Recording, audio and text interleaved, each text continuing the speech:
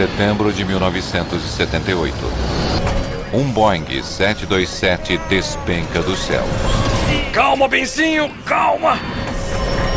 Mãe, te amo!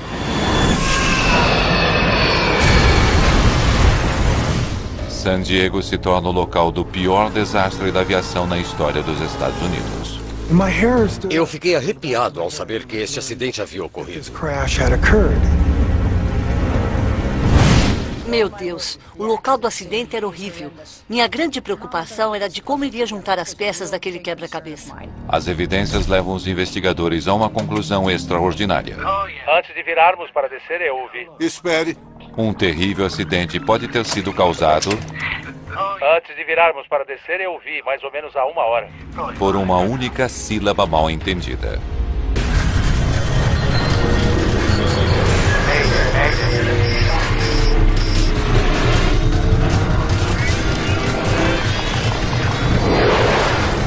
Mayday, desastres aéreos. Esta é uma história real baseada em relatórios oficiais e relatos de testemunhas. Colisão em San Diego. O voo 182 da Pacific Southwest Airlines faz uma viagem no início da manhã pela costa da Califórnia, 25 de setembro de 1978. de Sacramento a San Diego. O copiloto Bob Fox está no comando.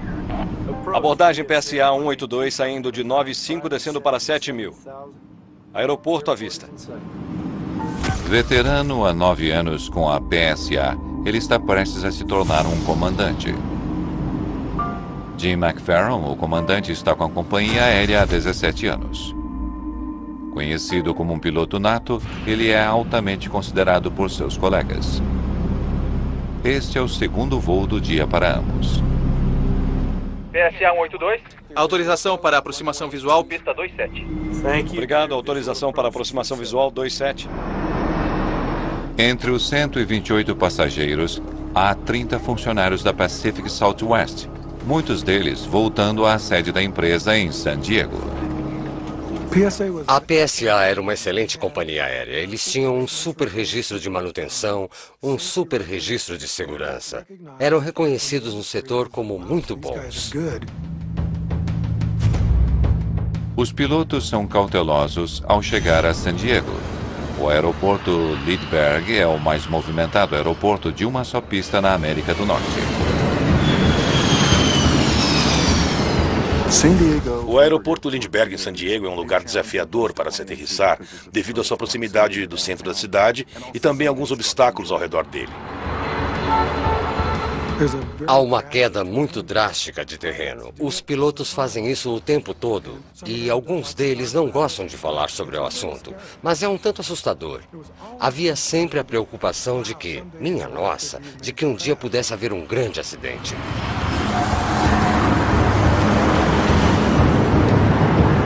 Vários outros aeroportos nas proximidades são movimentados, com aviões comerciais, militares e particulares. O espaço aéreo ao redor do San Diego International é bastante movimentado devido aos 600 voos diários, partindo e chegando de lá. Há aviões decolando e aterrissando constantemente. O voo 182 terá de passar por todo este tráfego, sobrevoando a cidade, enquanto se prepara para aterrissar na pista 27.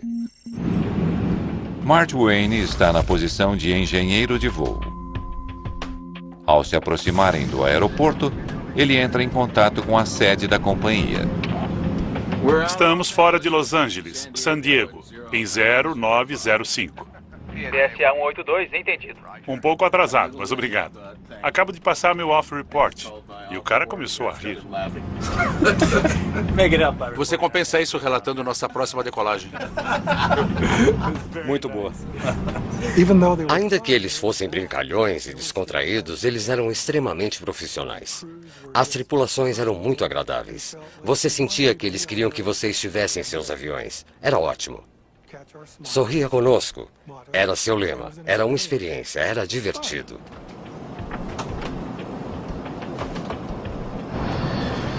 O voo 182 até o aeroporto Lindbergh está sendo orientado por um controlador de abordagem em um local 15 quilômetros ao norte do aeroporto. A instalação do controle de abordagem é bastante movimentada e é estressante porque você está lidando com muitos aviões diferentes no mesmo espaço aéreo. Quando o controlador vê um Cessna voando à frente do voo 182, ele se certifica de que consigam vê-lo. PSA 182, tráfego a 12 horas, 5 quilômetros, 12.700. Já vi. Tráfego identificado. Eles receberam informação do tráfego e confirmaram tê-lo visto. Muito bem, senhor. Manter separação visual. Entrar em contato Com a torre de Lindbergh 133.3. Tenha um bom dia. Tudo bem. Separação visual significa que o piloto vê uma outra aeronave e confirma isso. Já vi. Uma vez que a abordagem visual é aceita pelo piloto, é de responsabilidade dele manter a separação daquele tráfego. É mais ou menos como dois barcos passando um pelo outro. É de responsabilidade do barco que faz a ultrapassagem, manter o distanciamento visualmente. À medida que se aproxima do aeroporto, o voo 182 se inclina para a esquerda para voar paralelamente à pista, pronto para virar e aterrissar quando receber permissão para isso. Eu caracterizaria isso como rotina. Não havia nada fora do comum com esse voo. Com o avião agora a menos de 8 quilômetros da pista, um controlador na torre do aeroporto assume o trabalho de orientar o voo para a aterrissagem. Lindbergh, PSA 182 descendo. 182, entendido. Dentro da área de tráfego do aeroporto, daquele raio de 5 milhas, os aviões que chegam ao aeroporto e decolam dali são orientados por aquele controlador. O controlador da torre está fazendo um malabarismo para orientar os vários aviões além do 727 da PSA. PSA 182, tráfego às 12 horas. 1 milha, um Cessna. Como só tem uma pista em Lindbergh, isso requer um certo distanciamento orientado pelo controle de tráfego aéreo devido à diferença de velocidade das aeronaves. PSA 182, autorização para aterrissagem. 182, autorização para aterrissagem. Os jatos têm uma velocidade de aproximação maior do que a do Cessna, por isso é preciso dar um espaço maior. São 9 da manhã. Muitos dos passageiros do voo 182 planejam um dia cheio de trabalho em San Diego.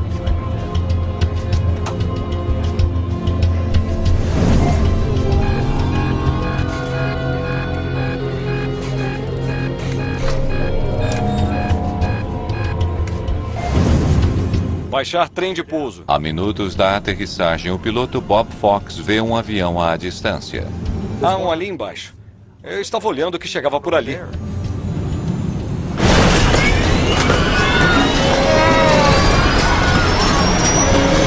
Calma, benzinho. Calma. Um fotógrafo profissional vê por acaso o voo 182 em chamas. O que aconteceu? A coisa tá feia. Fomos atingidos, cara. Torre. Estamos caindo. Aqui é a PSA. Entendido. Vou chamar a emergência.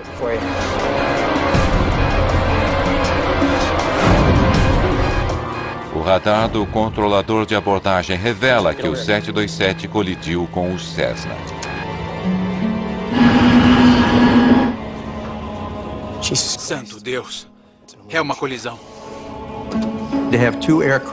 Duas aeronaves colidirem sob seu controle é o pior pesadelo para qualquer controlador. Acho que não há coisa pior do que isso. Preparem-se. Mãe, eu te amo.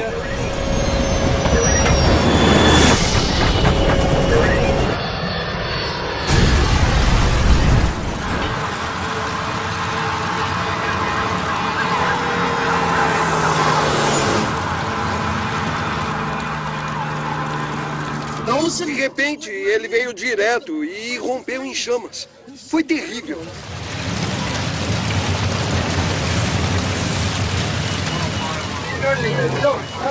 Está em chamas. Não há nada que possamos fazer. Venha, vamos. Fiquei arrepiado ao saber do acidente.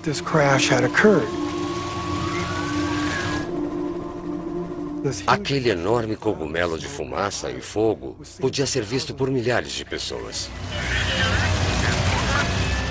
2 aviões colidiram e despencaram do céu sobre San Diego.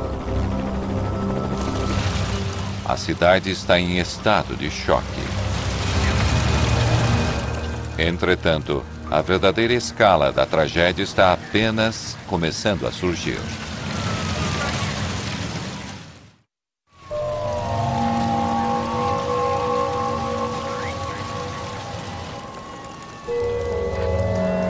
Centenas de pessoas assistiram horrorizadas quando 2 aviões colidiram e caíram em um tranquilo bairro residencial de San Diego. Esta é a maior catástrofe já ocorrida no condado de San Diego. Uma testemunha relatou ter visto corpos caindo sobre um carro. 2 corpos caíram do avião da PSA. Um atingiu o para-brisa de um carro e matou a mãe. Outro atingiu a lateral do carro e matou o bebê dela de 4 meses. A polícia chegou e cobriu os corpos. Não havia mais nada a fazer. Teme-se que todos a bordo dos 2 aviões estejam mortos. O avião da PSA caiu nas ruas do White Nile. O Cessna caiu cerca de 6 quarteirões dali, na frente de uma casa, perto da 32 e Polk. 22 casas são destruídas.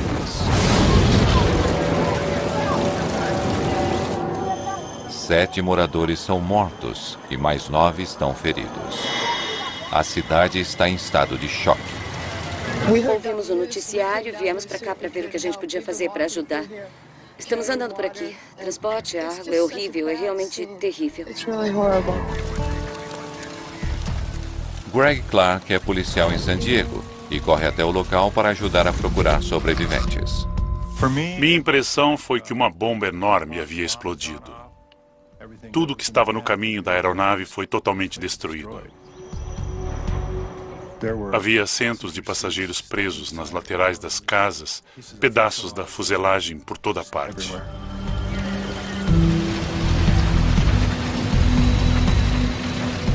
Não dava para imaginar que alguém pudesse ter sobrevivido.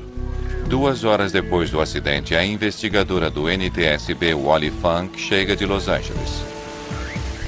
Como eu era investigadora-chefe naquele dia especial, recebi uma ligação do oficial de plantão da FAA informando que havia ocorrido uma colisão em San Diego. Meu Deus, o local do acidente era horrível. Primeiro, o Departamento de Polícia de San Diego me acompanhou e me apresentou ao chefe dos bombeiros, porque eram eles os responsáveis pelo controle dos destroços. Algum sobrevivente? Era chocante você, de repente, se dar conta de que não havia sobrevivente. A equipe médica estava frustrada porque viu que não havia nada que pudesse ser feito. 144 pessoas estão mortas, incluindo as 7 pessoas em terra. É o maior desastre de avião na história americana. Foi algo inteiramente inesperado para mim.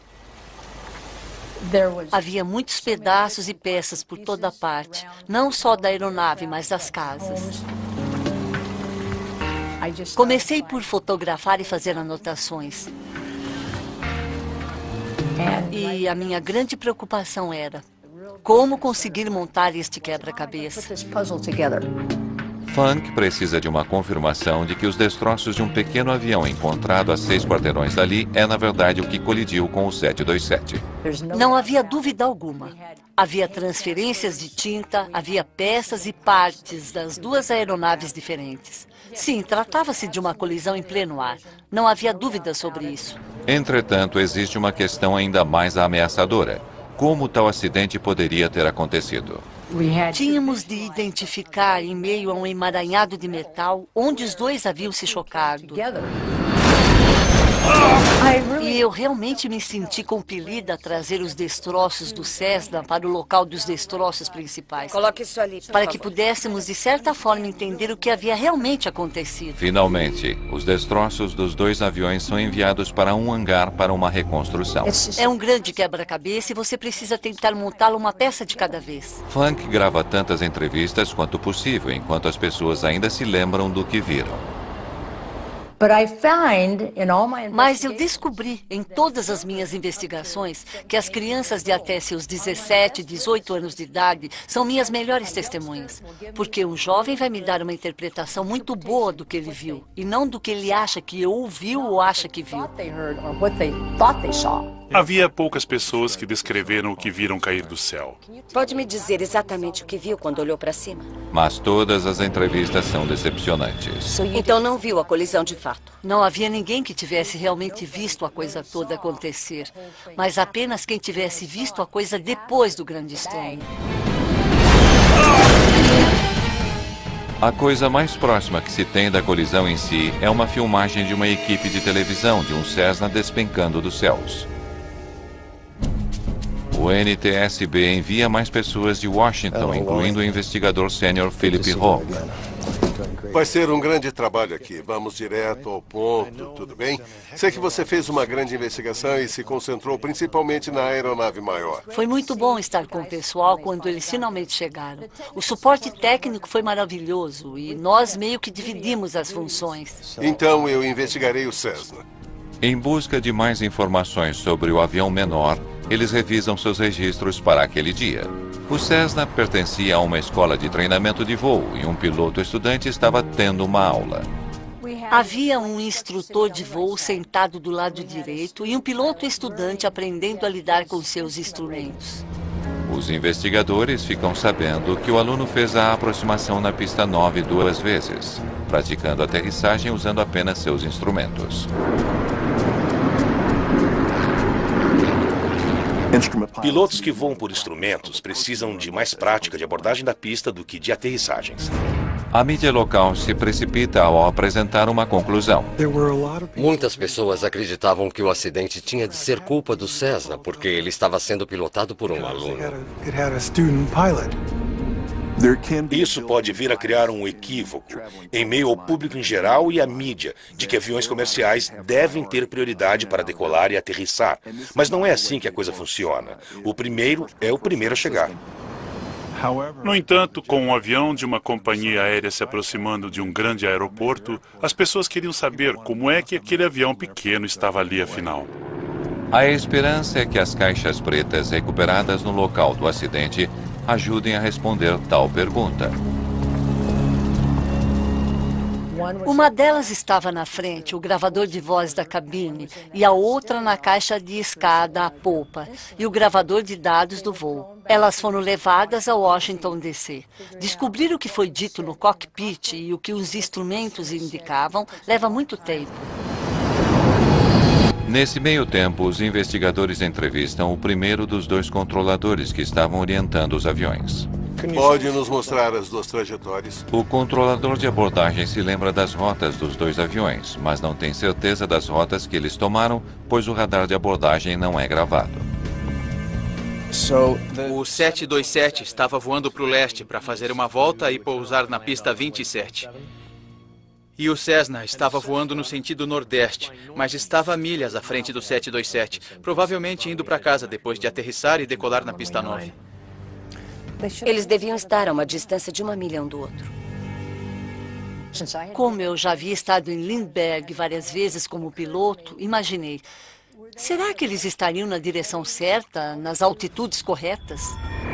Saber as trajetórias exatas irá exigir cálculos complexos, que incluem dados de uma estação de tráfego aéreo em Los Angeles.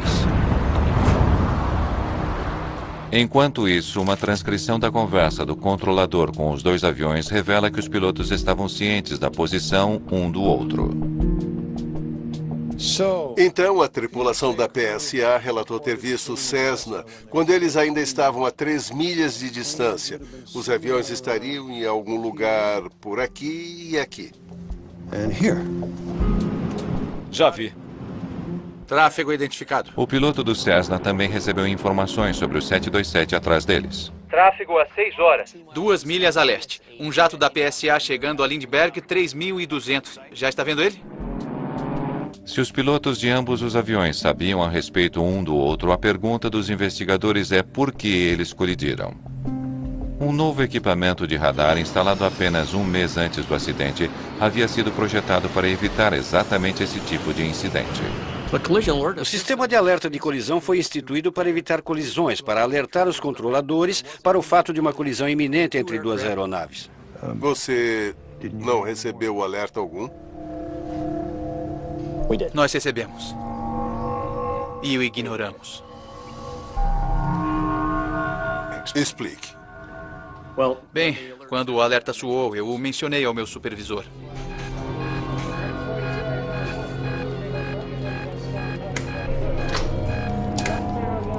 É o alarme de novo. Conversei com os dois aviões. O PSA 182 confirmou localização visual do Cessna. Não precisamos entrar em contato com os pilotos se eles estiverem voando conforme regras visuais. Sem mencionar que recebemos cerca de 13 alarmes por dia.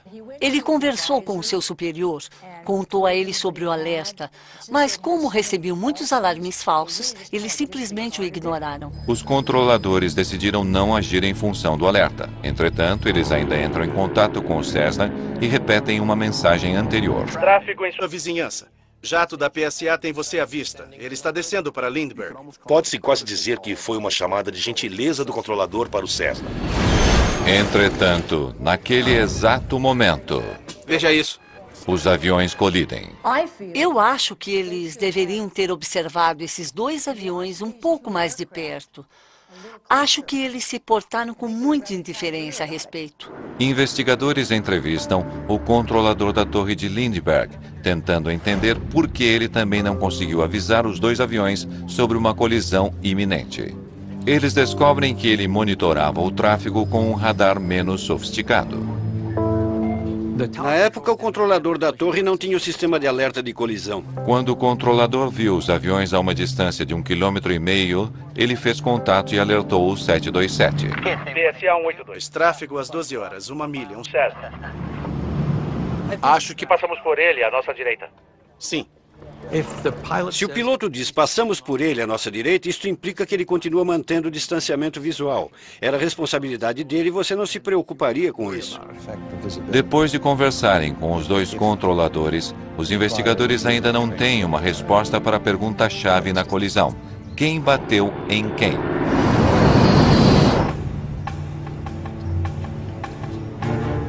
Vamos ver a próxima transparência, por favor, e ver aonde isso nos leva. Quando eles finalmente calculam a posição dos dois aviões pelo radar, a resposta fica clara. Foi aqui que o 727 acertou o Cessna por trás. O Cessna nunca esteve à direita deles. Ele esteve sempre à frente do avião da PSA. A aeronave de 91 toneladas, voando a quase 300 km por hora, simplesmente destruiu o Cessna, que é muito mais lento e mais leve. A trajetória do radar revela outro detalhe importante. Pouco antes do impacto, o Cessna se moveu para a direita, ficando no caminho do 727. Por que a mudança de posição? A trajetória dos dois aviões era tal que se o Cessna não tivesse mudado de posição, os aviões não teriam colidido. Uma detalhada verificação do registro de voo de treinamento do Cessna revela uma possível razão para a mudança de direção. Ele estava usando o chamado Training Hood. O piloto do Cessna estava usando um Training Hood, que é um dispositivo usado durante o treinamento de voo por instrumentos. Um piloto em fase de treinamento por instrumentos deve aprender a pilotar se valendo exclusivamente dos instrumentos. Por isso, em dias de tempo bom, deve haver algum meio de bloquear o horizonte natural do lado de fora. Era uma espécie de capuz preto que vinha até aqui, cobrindo seu rosto e que não lhe permitia ver o lado de fora. Funk se pergunta se o capuz poderia tê-lo feito sair do curso no pior momento possível. O Cessna foi instruído a ficar em uma posição de 70 graus. Cessna 7711 Golf San Diego, direção a 070. Os pilotos aprendem a explorar seus instrumentos para manter a sua posição. De vez em quando você vê desvios de rotas porque um piloto aprendiz não consegue utilizar os seus instrumentos com a rapidez necessária. Mas mesmo se isso tivesse levado o Cessna a um desvio... Isso não explica porque a tripulação da PSA não conseguiu ver o Cessna. Já vi. Tráfego identificado. Como é possível que a tripulação veterana de um 727 não tenha visto um avião que voava diretamente na frente dela? Os investigadores agora percebem que eles podem nunca vir a descobrir por que o piloto do Cessna mudou sua posição, colocando-se no mesmo caminho de voo de um 727. Por que o piloto do Cessna não permaneceu em seu rumo estabelecido? Eu não tenho resposta para essa pergunta. Mas é importante saber que a mudança de direção não foi tão grave a ponto do controlador de tráfego aéreo chamar para dar a direção. Portanto, sem dúvida, ele mudou de posição de acordo com o radar, mas o significado disso é um tanto questionável. O que não é questionável é que era de responsabilidade da tripulação do 727 evitar o Cessna. Quando a tripulação da PSA confirmou ter o Cessna em vista, naquele momento ela se tornou responsável por manter os aviões distantes. Em Washington, os investigadores voltam a ouvir os últimos momentos da tripulação da PSA no gravador de voz da cabine. Muito bem, vamos lá. Estamos livres dele? Suponho que sim. Supostamente sim. Espero que sim. Espere.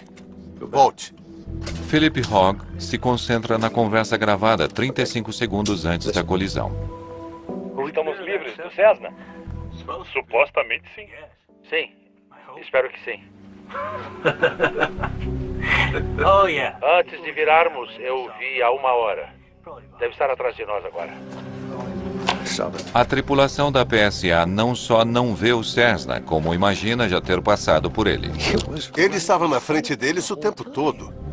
Quando se está pilotando um 727 em voo nivelado, o nariz está ligeiramente para cima. Portanto, quando os pilotos olham para fora, eles estão olhando sobre o nariz do avião. Será que o nariz da aeronave estava para o alto e eles não viram o Cessna? Eles podem não ter percebido que o Cessna estava tão perto quanto estava. O NTSB faz um estudo para determinar por quanto tempo a tripulação da PSA poderia ver o Cessna através de seu para-brisas. Bem-vindo a bordo. Agora use os pontos de referência para ajustar seu assento. Eles começam ajustando os assentos dos pilotos para uma visualização ideal, usando um dispositivo chamado DERP. Os fabricantes projetaram um sistema muito simples, mas muito eficaz, através do qual você alinha bolinhas na parte central do para-brisas e isso faz com que seus olhos permaneçam sempre na mesma posição. Agora você pode, por favor, medir a distância do meu globo ocular até a bola branca no meio?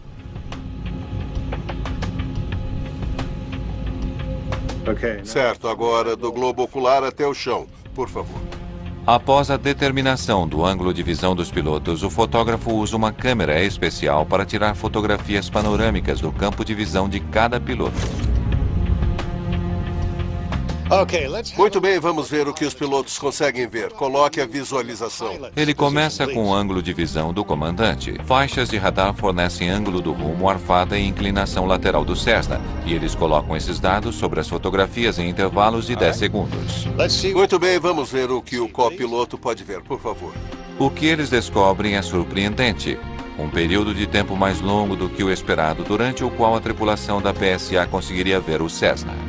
170 segundos de visão clara. Os pilotos poderiam ter visto o Cessna nitidamente. Como pode não ver um avião que está bem à sua frente? Alguma coisa caindo, ela não diz o que, mas tudo bem. Tudo bem, eu vou verificar. Investigadores se perguntam se os relatos de testemunhas podem esclarecer parte do mistério. Eles descobrem que alguma coisa no ar pode ter confundido os pilotos. Tínhamos coletado relatos de 220 testemunhas. 16 desses relatos eram de pessoas que diziam acreditar ter visto outra aeronave na área.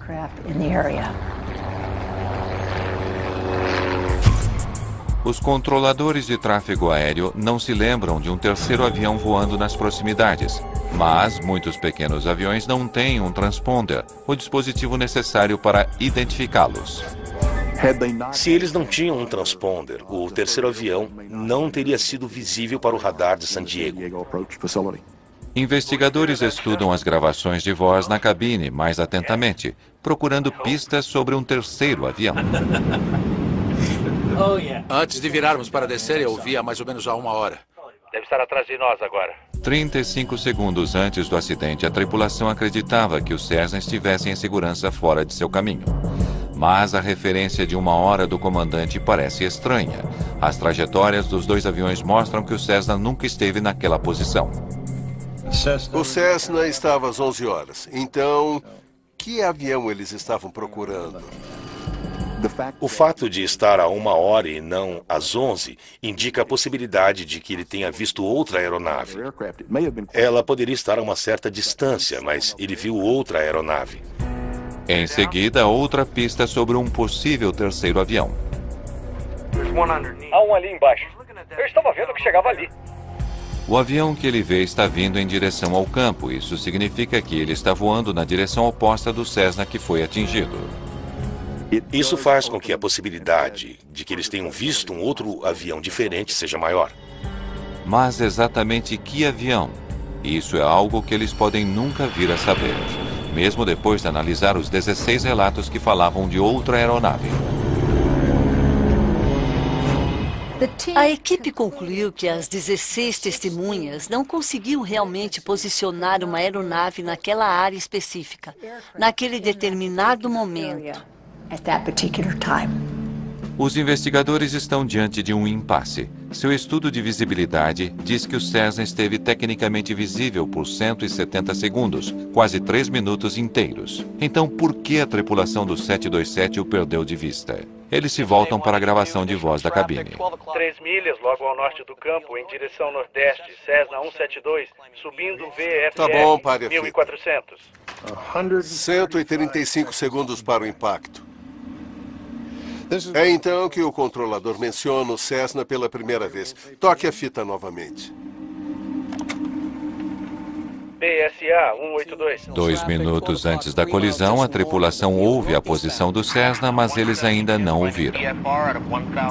A silhueta do Cessna teria sido difícil de ser vista, uma vez que eles estavam aproximadamente na mesma altitude.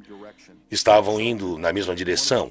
Uma das coisas que o olho humano capta é o movimento, e durante uma boa parte do tempo não havia movimento perceptível na janela frontal.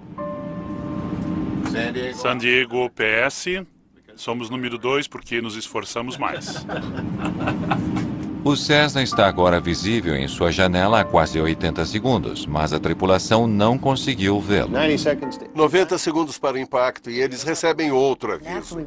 E depois de ler e ver o que o gravador de voz da cabine mostrava, eu sinto que eles estavam distraídos em sua conversa. Rode a fita. PSA 182, tráfego às 12 horas, 3 milhas, 12.700. Já vi. Tráfego identificado. Pare a fita. 85 segundos antes do impacto, os pilotos do 727 veem o Cessna voando à frente deles. A tripulação é então instruída a usar as regras de voo visual e entrar em contato com a torre de Lindbergh. Muito bem, senhor. Manter separação visual. Entrar em contato com a torre de Lindbergh. 133.3. Tenha um bom dia. Tudo bem. Eles o viram por um segundo e então não o viram mais. Ou será que a conversa os teria levado a perdê-lo de vista? A tripulação deve agora manter o Cessna em seu campo de visão enquanto executa outras tarefas. O comandante entra em contato com o controlador da torre e se prepara para aterrissar. Lindbergh, PSA 182, descendo. As asas precisam estar configuradas com os slats adequados e configurações de flap. O trem de pouso deve ser baixado. Os sistemas têm de estar ajustados. Todas essas coisas estão acontecendo, por isso é um momento de muita atividade para 3 pessoas em um 727. Neste momento crítico, ninguém está atento ao Cessna. PSA 182, tráfego às 12 horas, 1 milha, um Cessna. É aquele que estamos observando? Sim, mas não o vejo agora. O Cessna deve estar bem aqui na frente deles. O Cessna estava visível ao nível do para-brisa da PSA. E é realmente incrível que, de alguma forma, eles o tinham perdido de vista.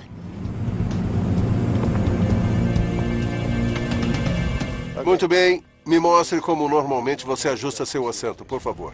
Mas quando os investigadores descobrem mais sobre como os pilotos da PSA ajustam seus assentos, eles começam a entender como a tripulação pode ter perdido o Cessna de vista. Você não usa os seus pontos de referência? Não é um requisito utilizar a posição de referência de visão projetada pelo fabricante. Os investigadores descobrem que muitos pilotos ajustam seus assentos para seus padrões pessoais. Os pilotos são diferentes e aprendem rapidamente a ajustar os assentos na posição que seja confortável. Alguns pilotos gostam de se sentar mais baixo para que possam ver melhor seus instrumentos. A partir desta nova posição de assento, a localização do Cessna é recalculada.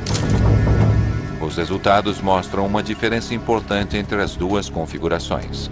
Com a nova configuração, a tripulação teria tido o Cessna em vista por apenas 5 a 10 segundos, e não por alguns minutos. 5 segundos, isso é tudo. O Cessna estava abaixo do nariz ou da referência que os pilotos poderiam ver. Se eles tivessem movido a cabeça, o Cessna ainda estaria visível. Caso contrário, ele estaria abaixo da visão. Tá bom, vamos brincar de encontrar o Cessna. Mas mesmo supondo que a tripulação tivesse se inclinado para a frente, os investigadores agora percebem que eles teriam de enfrentar outros problemas para enxergar o Cessna. Ele está quase camuflado. Eles se tornam cada vez mais difíceis de ver. O terreno torna isso ainda pior porque há telhados brancos, há telhados escuros, há estradas, lagos, há árvores. Portanto, a paisagem muda e a aeronave está se movendo, passando através dessa paisagem. É aquele que estamos observando? Sim, mas eu não o vejo agora. Agora o Cessna está voando muito perto do 727 para que seja visto sem que eles se inclinem para a frente. Além disso, ele está contra uma paisagem que faz com que seja difícil distingui-lo. PSA 182. Autorização para aterrissagem. 182, autorização para aterrissagem. Uma colisão é agora iminente e os 6 homens que podem impedi-la não têm consciência disso. O piloto do Cessna não está vendo o que há do lado de fora de sua janela. Seu instrutor foi incapaz de perceber que o avião estava fora de curso. Para a tripulação do 727, o Cessna está em seu ponto cego. Entretanto, os 2 controladores assumem que a tripulação consegue ver o Cessna e irá evitá-lo. Há somente uma coisa que pode impedir que este acidente aconteça e 144 vidas dependem disso. O comandante da PSA deveria ter dito para a torre: eu não vejo mais. O comandante McFerron irá falar com a torre sobre o Cessna. Porém, um mal-entendido sobre uma única palavra será mortal. Os 2 aviões estão a 70 segundos de uma colisão sobre San Diego. PSA 182, tráfego às 12 horas, 1 milha. Cessna. Flap 5. É aquele que estamos procurando? Sim, mas eu não o vejo agora. O destino do voo 182 depende agora de o comandante comunicar isso claramente à torre. Ele estava lá 1 minuto atrás. Mas o comandante não é claro. 182, entendido. E o controlador insiste em que eles continuam vendo o Cessna. Quando a tripulação da PSA perdeu o contato visual, eles tinham a responsabilidade de informar o controlador de tráfego aéreo que não viam mais o Cessna. Ainda incerto sobre a localização do Cessna, o comandante tenta mais uma vez explicar sua situação para a torre. Acho que passamos por ele à nossa direita. O comentário feito pelo comandante indica que não tem certeza de que não o vem naquele momento. O controlador poderia forçar o voo da PSA ou o Cessna a mudar de rumo, mas ele não faz nada a respeito. É muito difícil determinar o que aquela troca de informações entre o controlador e a PSA significou para cada um dos pilotos. O comandante fez o comentário. Acho que passamos por ele à nossa direita. O acho indicava que ele não estava 100% certo, mas o controlador de tráfego aéreo ouviu aquilo como uma afirmação e respondeu. Sim. O que aquilo significou para a tripulação da PSA, não sei se um dia saberemos. Estava aqui há 1 minuto. Sim. Mas a situação estava boa para eles, o suficiente para que eles continuassem a abordagem. E para o controlador de tráfego aéreo, a situação estava boa o suficiente para que ele não fizesse qualquer nova observação a respeito.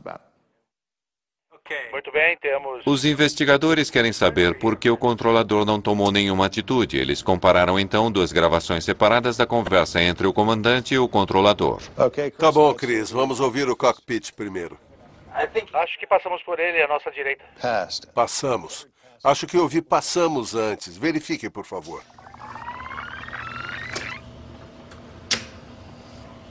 Acho que passamos por ele à nossa direita.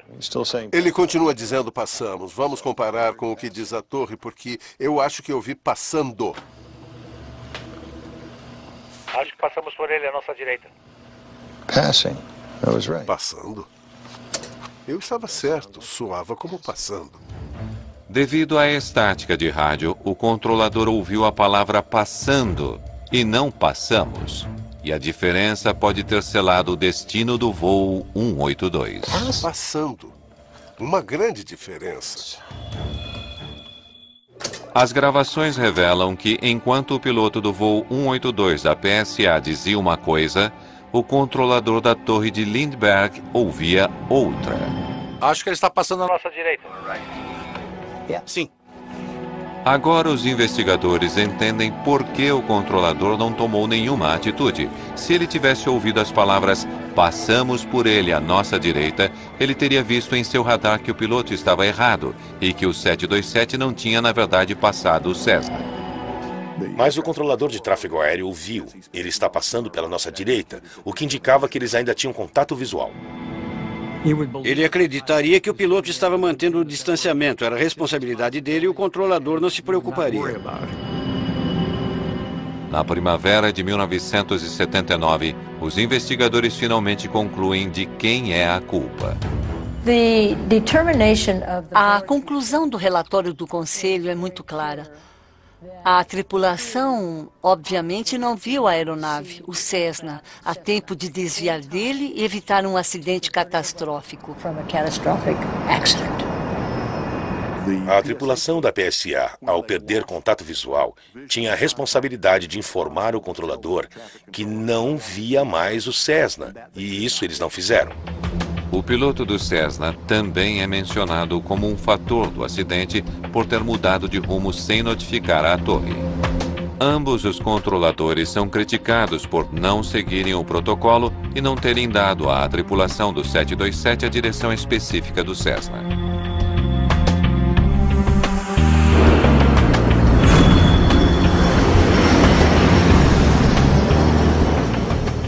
Ao pensar no que aconteceu, o sentimento é de enorme tristeza. Sabemos que acidentes acontecem, mas aquele foi um acidente que poderia ter sido evitado e não foi.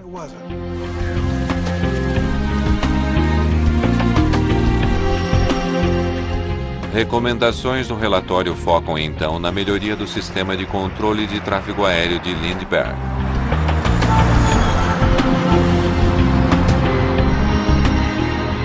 Depois do acidente, eles mudaram os procedimentos e criaram uma área de controle no terminal. Houve uma grande restrição sobre o tipo de tráfego e altitudes. Portanto, muitas e grandes restrições foram implementadas a fim de tornar a operação mais segura em Lindbergh depois deste acidente. Estamos deixando Los Angeles, San Diego, a 0905. PSA 182, entendido. Acabo de passar meu off-report e o cara começou a rir. Você compensa isso relatando nossa próxima decolagem. E o voo 182 da PSA deixa um novo legado. Novas regras que regem todas as conversas no cockpit quando o avião está abaixo de 10 mil pés. Hoje, os regulamentos exigem que a conversa se concentre exclusivamente na operação do avião. Na época do acidente com o voo 182 da PSA, essa norma não estava em vigor. O voo 182 da PSA também ajudou a levar a FAA a buscar novas tecnologias. 3 anos após o acidente, em 1981, um dispositivo de segurança chamado TCAS, ou Sistema de Alerta Anticolisão de Tráfego, foi colocado em desenvolvimento. Hoje instalado em todas as aeronaves de passageiros, o sistema alerta os pilotos quando outro avião está muito próximo. O TCAS foi uma bênção. Hoje podemos colocá-lo em nossos transponders e podemos ver ou ouvir o que está acontecendo, ou saber o que está acontecendo com o avião em torno de nós.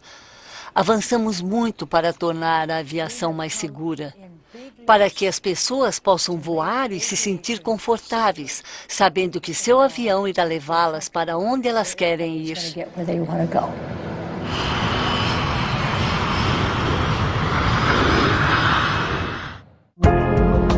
Versão Marshmallow São Paulo.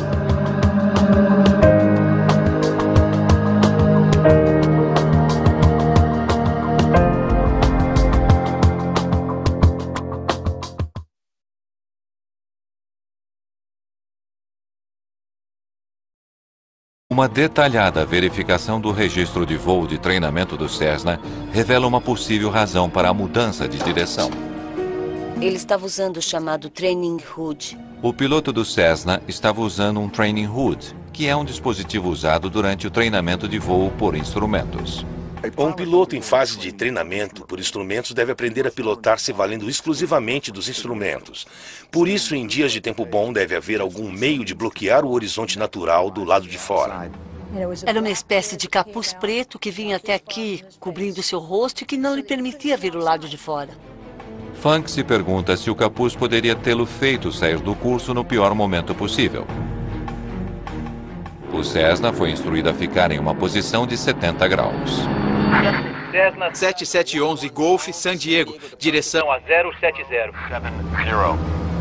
Os pilotos aprendem a explorar seus instrumentos para manter a sua posição. De vez em quando você vê desvios de rotas porque um piloto aprendiz não consegue utilizar os seus instrumentos com a rapidez necessária.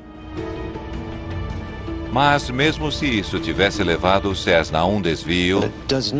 Isso não explica porque a tripulação da PSA não conseguiu ver o Cessna. Já vi. Tráfego identificado. Como é possível que a tripulação veterana de um 727 não tenha visto um avião que voava diretamente na frente dela?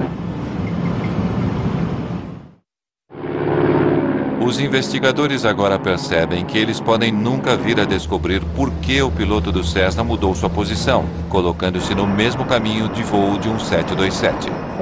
Por que o piloto do Cessna não permaneceu em seu rumo estabelecido? Eu não tenho resposta para essa pergunta. Mas é importante saber que a mudança de direção não foi tão grave, a ponto do controlador de tráfego aéreo chamar para dar a direção. Portanto, sem dúvida, ele mudou de posição de acordo com o radar, mas o significado disso é um tanto questionável. O que não é questionável é que era de responsabilidade da tripulação do 727 evitar o Cessna.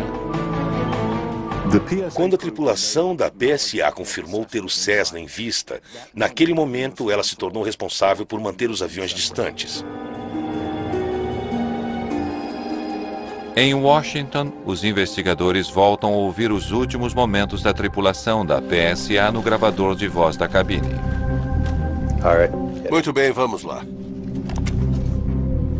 Estamos livres dele? Suponho que sim. Supostamente sim. Espero que sim. Oh, yeah. Espere. Volte. Philip Hogg se concentra na conversa gravada 35 segundos antes da colisão. Estamos livres do Cessna? Supostamente sim. Sim. Espero que sim. Oh, yeah. Antes de virarmos, eu vi há 1 hora. Deve estar atrás de nós agora. A tripulação da PSA não só não vê o Cessna, como imagina já ter passado por ele. Ele estava na frente deles o tempo todo. Quando se está pilotando um 727 em voo nivelado, o nariz está ligeiramente para cima. Portanto, quando os pilotos olham para fora, eles estão olhando sobre o nariz do avião. Será que o nariz da aeronave estava para o alto e eles não viram o Cessna?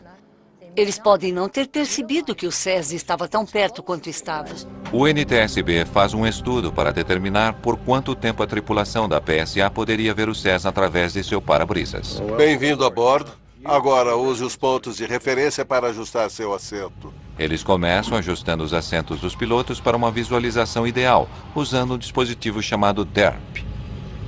Os fabricantes projetaram um sistema muito simples, mas muito eficaz, através do qual você alinha bolinhas na parte central do para-brisas e isso faz com que seus olhos permaneçam sempre na mesma posição.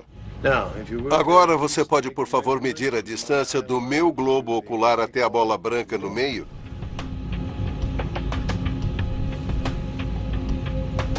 Certo, agora do globo ocular até o chão, por favor. Após a determinação do ângulo de visão dos pilotos, o fotógrafo usa uma câmera especial para tirar fotografias panorâmicas do campo de visão de cada piloto. Muito bem, vamos ver o que os pilotos conseguem ver. Coloque a visualização. Ele começa com o ângulo de visão do comandante. Faixas de radar fornecem ângulo do rumo, arfada e inclinação lateral do Cessna, e eles colocam esses dados sobre as fotografias em intervalos de 10 segundos. Muito bem, vamos ver o que o copiloto pode ver, por favor. O que eles descobrem é surpreendente. Um período de tempo mais longo do que o esperado, durante o qual a tripulação da PSA conseguiria ver o Cessna. 170 segundos de visão clara. Os pilotos poderiam ter visto o Cessna nitidamente. Como pode não ver um avião que está bem à sua frente? Alguma coisa caindo, ela não diz o que, mas tudo bem. Tudo bem, eu vou verificar. Investigadores se perguntam se os relatos de testemunhas podem esclarecer parte do mistério. Eles descobrem que alguma coisa no ar pode ter confundido os pilotos. Tínhamos coletado relatos de 220 testemunhas. 16 desses relatos eram de pessoas que diziam acreditar ter visto outra aeronave na área.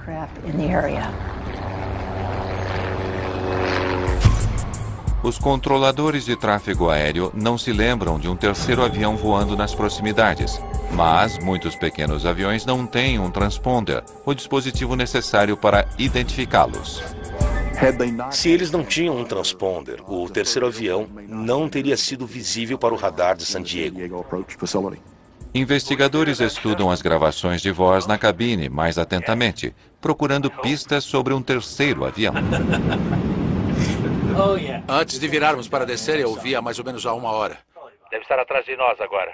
35 segundos antes do acidente, a tripulação acreditava que o Cessna estivesse em segurança fora de seu caminho. Mas a referência de 1 hora do comandante parece estranha. As trajetórias dos dois aviões mostram que o Cessna nunca esteve naquela posição. O Cessna estava às 11 horas. Então, que avião eles estavam procurando? O fato de estar a 1 hora e não às 11 indica a possibilidade de que ele tenha visto outra aeronave. Ela poderia estar a uma certa distância, mas ele viu outra aeronave. Em seguida, outra pista sobre um possível terceiro avião. Há um ali embaixo. Eu estava vendo que chegava ali. O avião que ele vê está vindo em direção ao campo. Isso significa que ele está voando na direção oposta do Cessna que foi atingido. Isso faz com que a possibilidade de que eles tenham visto um outro avião diferente seja maior. Mas exatamente que avião? Isso é algo que eles podem nunca vir a saber. A minutos da aterrissagem, o piloto Bob Fox vê um avião à distância. Há um ali embaixo. Eu estava olhando o que chegava por ali.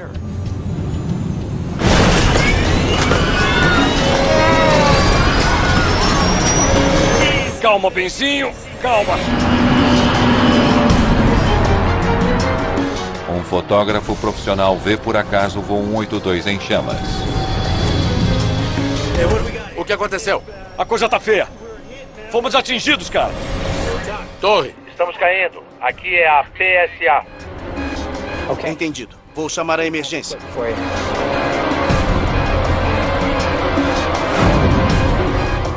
O radar do controlador de abordagem revela que o 727 colidiu com o Cessna. Santo Deus. É uma colisão. Duas aeronaves colidirem sob seu controle é o pior pesadelo para qualquer controlador. Acho que não há coisa pior do que isso. Preparem-se. Mãe, eu te amo.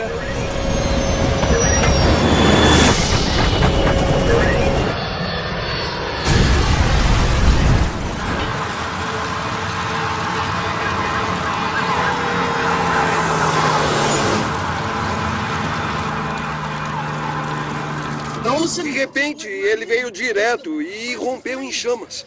Foi terrível.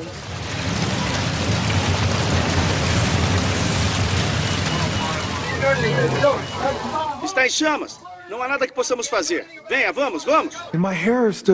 Fiquei arrepiado ao saber do acidente.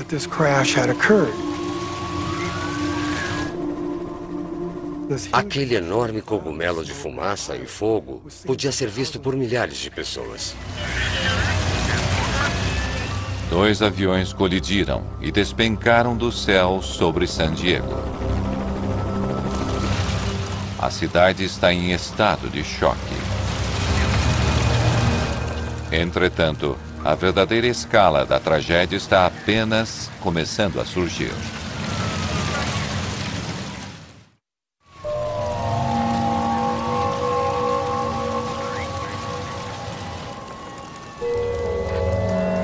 Centenas de pessoas assistiram horrorizadas quando 2 aviões colidiram e caíram em um tranquilo bairro residencial de San Diego. Esta é a maior catástrofe já ocorrida no condado de San Diego. Uma testemunha relatou ter visto corpos caindo sobre um carro. 2 corpos caíram do avião da PSA. Um atingiu o para-brisa de um carro e matou a mãe. Outro atingiu a lateral do carro e matou o bebê dela de 4 meses. A polícia chegou e cobriu os corpos. Não havia mais nada a fazer. Teme-se que todos a bordo dos 2 aviões estejam mortos. O avião da PSA caiu nas ruas do Dwight Nile. O Cessna caiu cerca de 6 quarteirões dali, na frente de uma casa, perto da 32 e Polk. 22 casas são destruídas.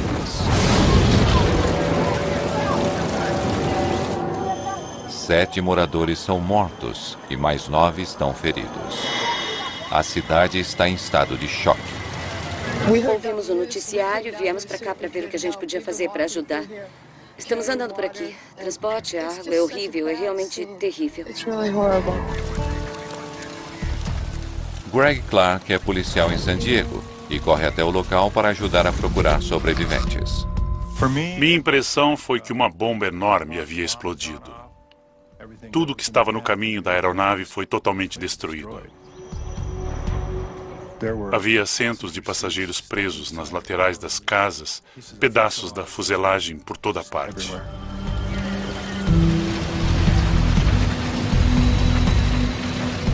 Não dava para imaginar que alguém pudesse ter sobrevivido. 2 horas depois do acidente, a investigadora do NTSB, Wally Funk, chega de Los Angeles. Como eu era investigadora-chefe naquele dia especial, recebi uma ligação do oficial de plantão da FAA informando que havia ocorrido uma colisão em San Diego. Meu Deus, o local do acidente era horrível. Primeiro, o Departamento de Polícia de San Diego me acompanhou e me apresentou ao chefe dos bombeiros, porque eram eles os responsáveis pelo controle dos destroços. Algum sobrevivente? Era chocante você, de repente, se dar conta de que não havia sobrevivente.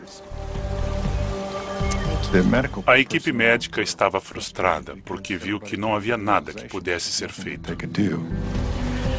144 pessoas estão mortas, incluindo as 7 pessoas em terra. É o maior desastre de avião na história americana. Foi algo inteiramente inesperado para mim. Havia muitos pedaços e peças por toda parte, não só da aeronave, mas das casas. Comecei por fotografar e fazer anotações. E a minha grande preocupação era como conseguir montar este quebra-cabeça. Funk precisa de uma confirmação de que os destroços de um pequeno avião encontrado a 6 quarteirões dali é, na verdade, o que colidiu com o 727. Não havia dúvida alguma. Havia transferências de tinta, havia peças e partes das 2 aeronaves diferentes. Sim, tratava-se de uma colisão em pleno ar. Não havia dúvida sobre isso. Entretanto, existe uma questão ainda mais ameaçadora. Como tal acidente poderia ter acontecido? Tínhamos de identificar, em meio a um emaranhado de metal, onde os 2 haviam se chocado. E eu realmente me senti compelida a trazer os destroços do Cessna para o local dos destroços principais. Coloque isso ali, por para favor. que pudéssemos, de certa forma, entender o que havia realmente acontecido. Finalmente, os destroços dos 2 aviões são enviados para um hangar para uma reconstrução. É um grande quebra-cabeça e você precisa tentar montá-lo uma peça de cada vez. Funk grava tantas entrevistas quanto possível, enquanto as pessoas ainda se lembram do que viram. Mas eu descobri em todas as minhas investigações que as crianças de até seus 17, 18 anos de idade são minhas melhores testemunhas. Porque um jovem vai me dar uma interpretação muito boa do que ele viu, e não do que ele acha que ouviu ou acha que viu. Havia poucas pessoas que descreveram o que viram cair do céu.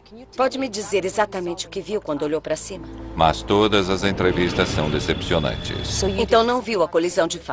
Não havia ninguém que tivesse realmente visto a coisa toda acontecer, mas apenas quem tivesse visto a coisa depois do grande estrondo. A coisa mais próxima que se tem da colisão em si é uma filmagem de uma equipe de televisão de um Cessna despencando dos céus. O NTSB envia mais pessoas de Washington, incluindo o investigador sênior Philip Hawke. Vai ser um grande trabalho aqui. Vamos direto ao ponto, tudo bem? Sei que você fez uma grande investigação e se concentrou principalmente na aeronave maior. Foi muito bom estar com o pessoal quando eles finalmente chegaram. O suporte técnico foi maravilhoso e nós meio que dividimos as funções. Então eu investigarei o Cessna. Em busca de mais informações sobre o avião menor, eles revisam seus registros para aquele dia. O Cessna pertencia a uma escola de treinamento de voo e um piloto estudante estava tendo uma aula. Havia um instrutor de voo sentado do lado direito e um piloto estudante aprendendo a lidar com seus instrumentos.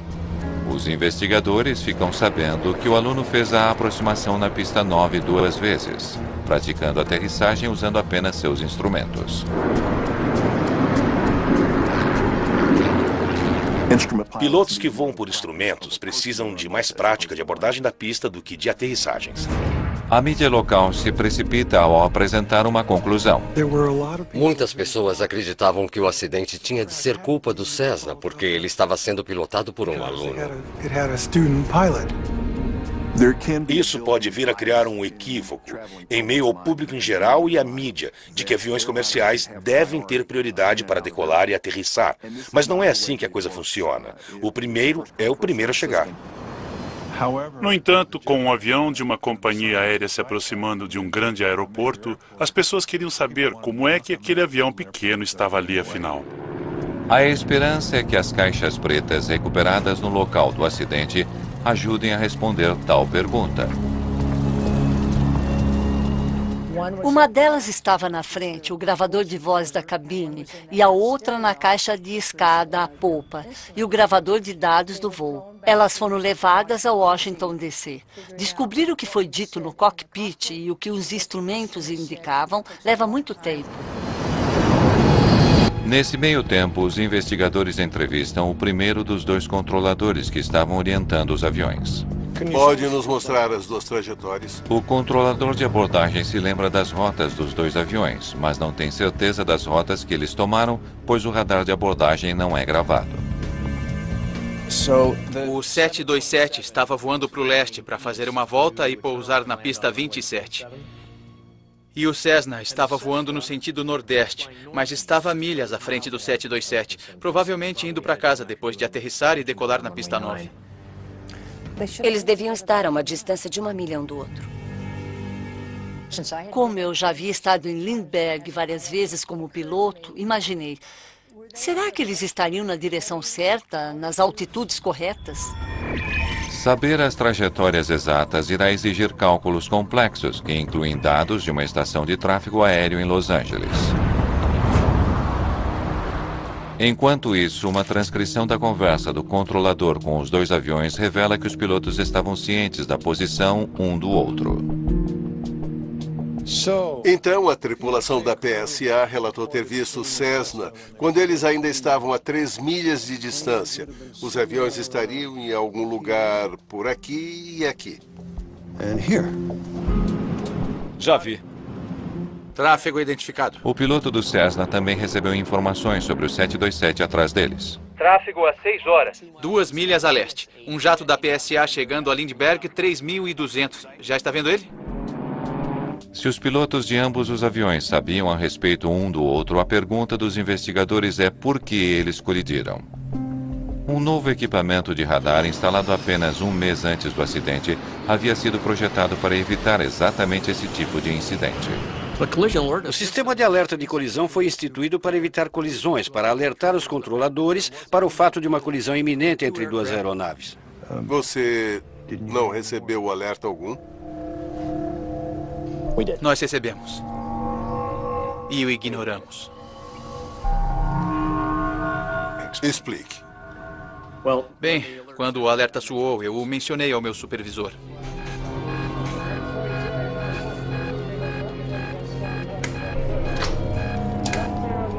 É o alarme de novo. Conversei com os dois aviões. O PSA 182 confirmou localização visual do Cessna. Não precisamos entrar em contato com os pilotos se eles estiverem voando conforme regras visuais. Sem mencionar que recebemos cerca de 13 alarmes por dia. Ele conversou com o seu superior, contou a ele sobre o alerta, mas como recebiam muitos alarmes falsos, eles simplesmente o ignoraram. Os controladores decidiram não agir em função do alerta. Entretanto, eles ainda entram em contato com o Cessna e repetem uma mensagem anterior. Tráfego em sua vizinhança. Jato da PSA tem você à vista. Ele está descendo para Lindbergh. Pode-se quase dizer que foi uma chamada de gentileza do controlador para o Cessna. Entretanto, naquele exato momento... Veja isso. Os aviões colidem. Eu acho que eles deveriam ter observado esses dois aviões um pouco mais de perto. Acho que eles se portaram com muita indiferença a respeito. Investigadores entrevistam o controlador da torre de Lindbergh, tentando entender por que ele também não conseguiu avisar os dois aviões sobre uma colisão iminente. Eles descobrem que ele monitorava o tráfego com um radar menos sofisticado. Na época, o controlador da torre não tinha o sistema de alerta de colisão. Quando o controlador viu os aviões a uma distância de 1,5 km, ele fez contato e alertou o 727. PSA 182. Tráfego às 12 horas, 1 milha, um Cessna. Acho que passamos por ele à nossa direita. Sim. Se o piloto diz passamos por ele à nossa direita, isto implica que ele continua mantendo o distanciamento visual. Era responsabilidade dele e você não se preocuparia com isso. Depois de conversarem com os dois controladores, os investigadores ainda não têm uma resposta para a pergunta-chave na colisão. Quem bateu em quem?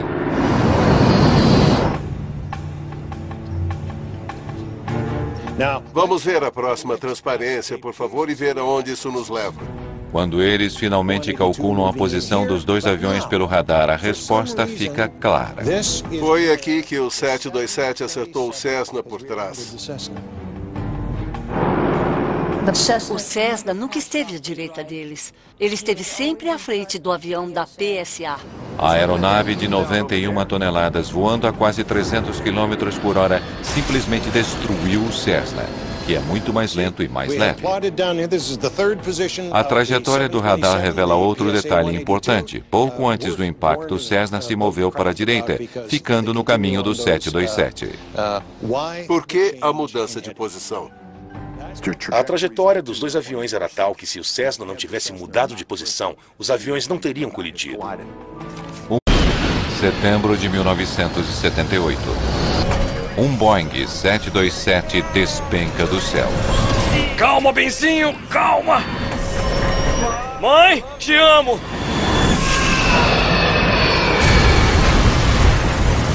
San Diego se torna o local do pior desastre da aviação na história dos Estados Unidos. Eu fiquei arrepiado ao saber que este acidente havia ocorrido. Meu Deus, o local do acidente era horrível. Minha grande preocupação era de como iria juntar as peças daquele quebra-cabeça. As evidências levam os investigadores a uma conclusão extraordinária. Antes de virarmos para descer, eu ouvi. Espere. Um terrível acidente pode ter sido causado... Antes de virarmos para descer, eu ouvi, mais ou menos há 1 hora. ...por uma única sílaba mal entendida.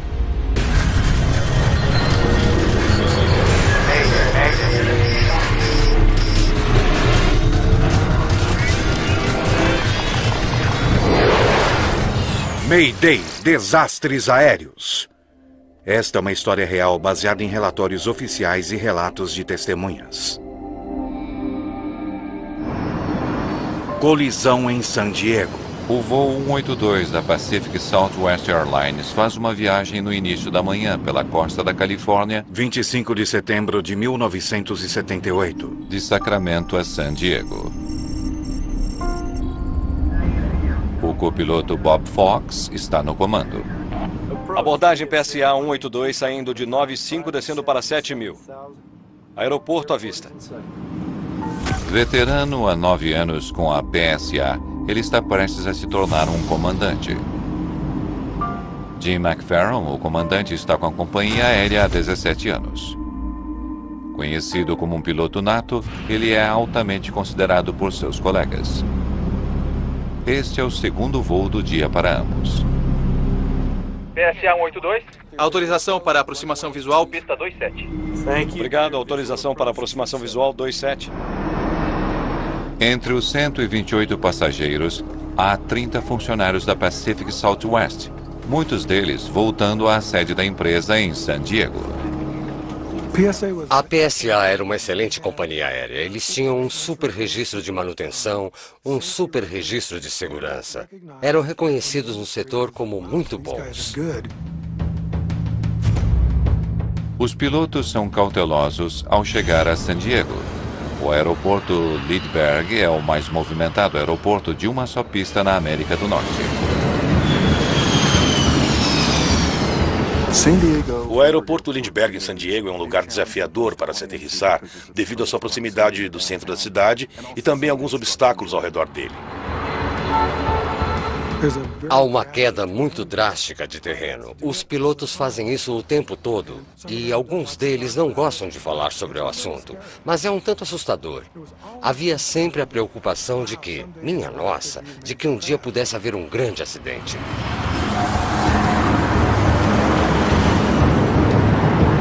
Vários outros aeroportos nas proximidades são movimentados, com aviões comerciais, militares e particulares.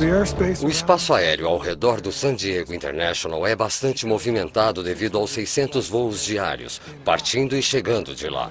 Há aviões decolando e aterrissando constantemente. O voo 182 terá de passar por todo este tráfego, sobrevoando a cidade, enquanto se prepara para aterrissar na pista 27. Mart Wayne está na posição de engenheiro de voo. Ao se aproximarem do aeroporto, ele entra em contato com a sede da companhia. Estamos fora de Los Angeles, San Diego, em 0905. PSA 182, entendido. Um pouco atrasado, mas obrigado. Acabo de passar meu off-report e o cara começou a rir. Você compensa isso relatando nossa próxima decolagem. Muito boa. Ainda que eles fossem brincalhões e descontraídos, eles eram extremamente profissionais. As tripulações eram muito agradáveis. Você sentia que eles queriam que você estivesse em seus aviões. Era ótimo. Sorria conosco. Era seu lema. Era uma experiência. Era divertido.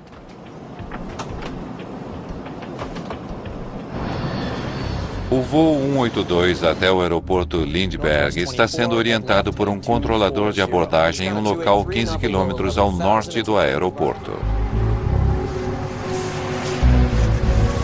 A instalação do controle de abordagem é bastante movimentada e é estressante porque você está lidando com muitos aviões diferentes no mesmo espaço aéreo. Quando o controlador vê um Cessna voando à frente do voo 182, ele se certifica de que consigam vê-lo. PSA 182, tráfego a 12 horas, 5 quilômetros, 12.700. Já vi. Tráfego identificado. Eles receberam informação do tráfego e confirmaram tê-lo visto. Muito bem, senhor. Manter separação visual. Entrar em contato com a torre de Lindbergh 133.3. Tenha um bom dia. Tudo bem. Separação visual significa que o piloto vê uma outra aeronave e confirma isso. Já vi. Uma vez que a abordagem visual é aceita pelo piloto, é de responsabilidade dele manter a separação daquele tráfego. É mais ou menos como dois barcos passando um pelo outro. É de responsabilidade do barco que faz a ultrapassagem manter o distanciamento visualmente. À medida que se aproxima do aeroporto, o voo 182 se inclina para a esquerda para voar paralelamente à pista, pronto para virar e aterrissar quando receber permissão para isso. Eu caracterizaria isso como rotina. Não havia nada fora do comum com esse voo. Com o avião agora a menos de 8 quilômetros da pista, um controlador na torre do aeroporto assume o trabalho de orientar o voo para a aterrissagem. Lindbergh, PSA 182 descendo. 182, entendido. Dentro da área de tráfego do aeroporto, daquele raio de 5 milhas, os aviões que chegam ao aeroporto e decolam dali são orientados por aquele controlador. O controlador da torre está fazendo um malabarismo para orientar os vários aviões além do 727 da PSA. PSA 182, tráfego às 12 horas. 1 milha, um Cessna. Como só tem uma pista em Lindbergh, isso requer um certo distanciamento orientado pelo controle de tráfego aéreo devido à diferença de velocidade das aeronaves. PSA 182, autorização para aterrissagem. 182, autorização para aterrissagem. Os jatos têm uma velocidade de aproximação maior do que a do Cessna, por isso é preciso dar um espaço maior. São 9 da manhã. Muitos dos passageiros do voo 182 planejam um dia cheio de trabalho em San Diego.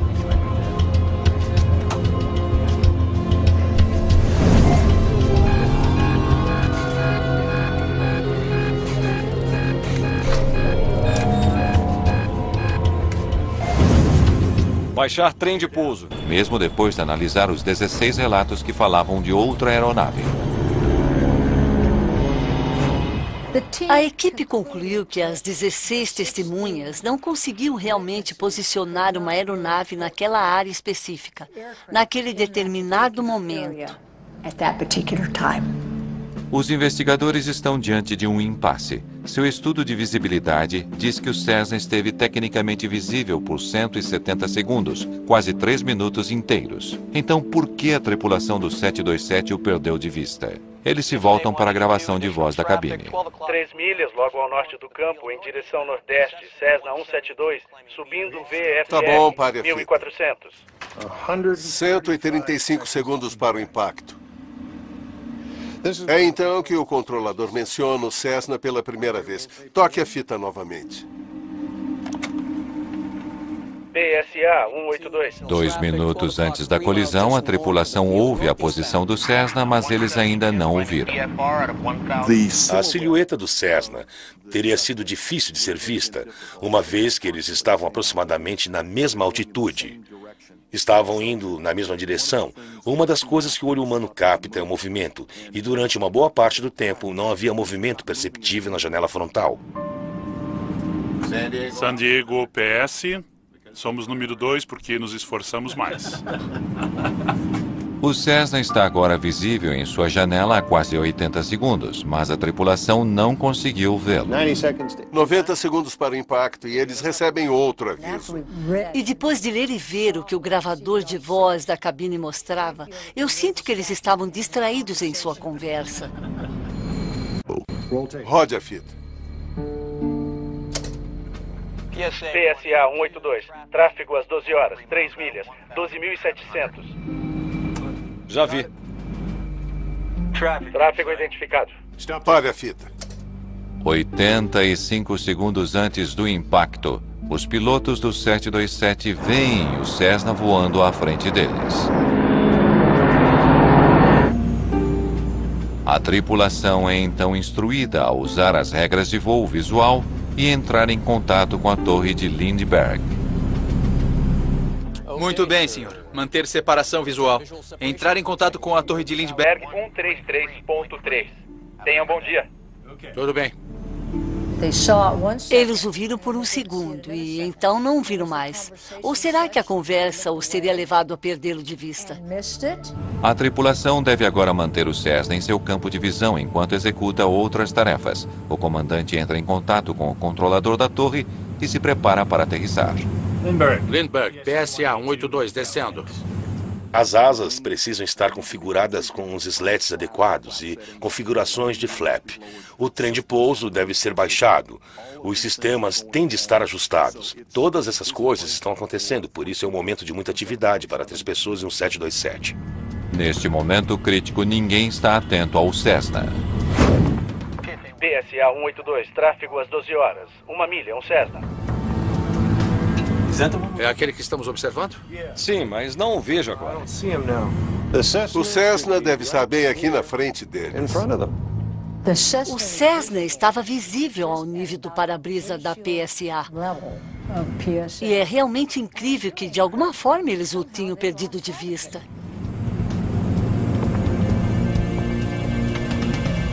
Muito bem. Me mostre como normalmente você ajusta seu assento, por favor. Mas quando os investigadores descobrem mais sobre como os pilotos da PSA ajustam seus assentos, eles começam a entender como a tripulação pode ter perdido o Cessna de vista. Você não usa os seus pontos de referência? Não é um requisito utilizar a posição de referência de visão projetada pelo fabricante. Os investigadores descobrem que muitos pilotos ajustam seus assentos para seus padrões pessoais. Os pilotos são diferentes e aprendem rapidamente a ajustar os assentos na posição que seja confortável. Alguns pilotos gostam de se sentar mais baixo para que possam ver melhor seus instrumentos. A partir desta nova posição de assento, a localização do Cessna é recalculada. Os resultados mostram uma diferença importante entre as duas configurações. Com a nova configuração, a tripulação teria tido o Cessna em vista por apenas 5 a 10 segundos, e não por alguns minutos. 5 segundos, isso é tudo. O Cessna estava abaixo do nariz ou da referência que os pilotos poderiam ver. Se eles tivessem movido a cabeça, o Cessna ainda estaria visível. Caso contrário, ele estaria abaixo da visão. Tá bom, vamos brincar de encontrar o Cessna. Mas mesmo supondo que a tripulação tivesse se inclinado para a frente, os investigadores agora percebem que eles teriam de enfrentar outros problemas para enxergar o Cessna. Ele está quase camuflado. Eles se tornam cada vez mais difíceis de ver. O terreno torna isso ainda pior, porque há telhados brancos, há telhados escuros, há estradas, lagos, há árvores. Portanto, a paisagem muda e a aeronave está se movendo, passando através dessa paisagem. É aquele que estamos observando? Sim, mas eu não o vejo agora. Agora o Cessna está voando muito perto do 727 para que seja visto sem que eles se inclinem para a frente. Além disso, ele está contra uma paisagem que faz com que seja difícil distingui-lo. PSA 182. Autorização para aterrissagem. 182, autorização para aterrissagem. Uma colisão é agora iminente e os 6 homens que podem impedi-la não têm consciência disso. O piloto do Cessna não está vendo o que há do lado de fora de sua janela. Seu instrutor foi incapaz de perceber que o avião estava fora de curso. Para a tripulação do 727, o Cessna está em seu ponto cego. Entretanto, os 2 controladores assumem que a tripulação consegue ver o Cessna e irá evitá-lo. Há somente uma coisa que pode impedir que este acidente aconteça, e 144 vidas dependem disso. O comandante da PSA deveria ter dito para a torre: eu não vejo mais. O comandante McFerron irá falar com a torre sobre o Cessna. Porém, um mal-entendido sobre uma única palavra será mortal. Os 2 aviões estão a 70 segundos de uma colisão sobre San Diego. PSA 182, tráfego às 12 horas, 1 milha, um Cessna. Flap 5. É aquele que estamos procurando? Sim, mas eu não o vejo agora. O destino do voo 182 depende agora de o comandante comunicar isso claramente à torre. Ele estava lá 1 minuto atrás. Mas o comandante não é claro. 182, entendido. E o controlador insiste em que eles continuam vendo o Cessna. Quando a tripulação da PSA perdeu o contato visual, eles tinham a responsabilidade